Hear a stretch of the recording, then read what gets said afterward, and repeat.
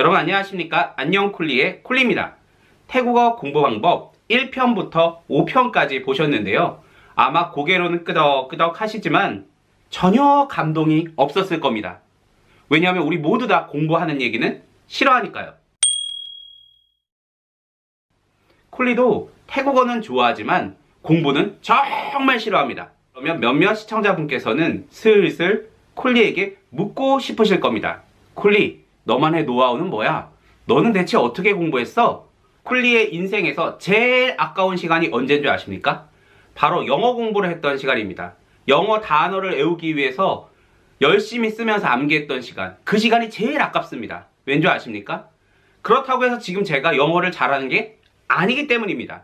그런 제가 대학생도 아니고 태국어학과 학생도 아니고 그리고 태국어로 처음부터 직장을 얻으려고 했던 것도 아닌데 당연히 1번부터 5번까지의 방법으로 공부하지 않았습니다. 첫째, 쿨리는 자음을 암기하지 않았습니다. 최근에 삐뽀 태국어를 제작하면서 천천히 보고 있습니다. 두 번째, 쿨리는 모음도 암기하지 않았습니다. 세 번째, 쿨리는 성적법 관련 책자를 열었다가 닫았다가 다시 열었다가 닫았다가 본 적이 없습니다. 그러면 여러분 궁금하실 겁니다. 대체 어떻게 태국어 플렉스 점수 919점을 얻어서 서울시 움직이는 안내소에 관광통역 안내사 태국어 담당으로 2년 넘게 근무했을까 궁금하실 텐데요. 낙하산이라고요? 그건 아닙니다. 바로 저만의 태국어 공부법 노하우가 있는 겁니다. 공개해보라고요? 저는 공개할 의사가 전혀 없습니다. 왠 줄 아십니까?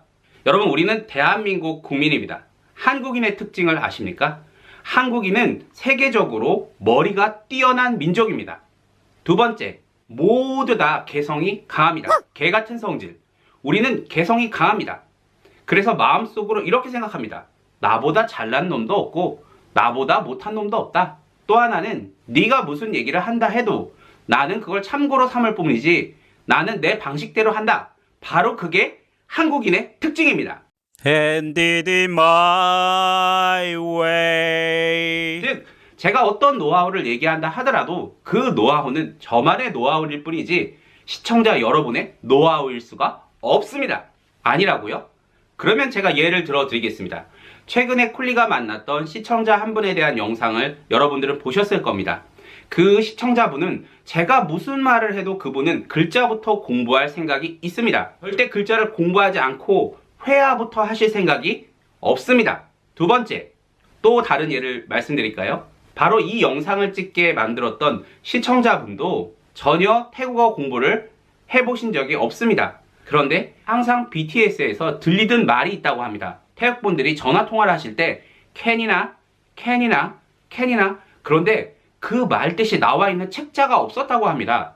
쿨리의 실전 태국어 회화를 보니까 캔이나가 이만 끊자 라는 표현을 보고 실전 태국어 회화에 꽂히셨답니다. 그래서 어떻게 하든 간에 하루에 출퇴근 1시간 이상씩 쿨리의 실전 태국어 회화만 듣고 계신다고 합니다. 본인 생각에 실전 태국어 회화만 공부하면 태국어를 할 수 있다고 믿으시는 겁니다. 여러분, 두 분의 사례를 말씀드렸는데요. 이제 아시겠죠? 본인에게 맞는 학습법이 각자 다르고 상황이 다른 겁니다. 예를 들어 시청자분들 중에서 나는 태국 여성분들을 잘 만나고 싶어. 그들과 대화를 잘 하고 싶어. 그래서 밤에 쓰는 실전 태국어 회화, 찝사오 태국어 회화 같은 내용들만 공부하고 싶어 라고 생각하시면 그분은 그렇게 공부하는 게 맞습니다. 1편부터 5편까지는 참고만 하시는 거고요. 하시던 대로 하시면 되겠습니다. 태국어 공부 방법 최종 단 하나만 기억하시면 됩니다. 꼴리는 대로 하시면 되겠습니다. 그러면 아직도 쿨리의 노하우가 궁금하신가요? 그러면 밥을 사십시오. 차를 사십시오. 말씀드리겠습니다. 답글 남겨주십시오. 아마 아무도 없을 겁니다. 감사합니다. 사와디캅.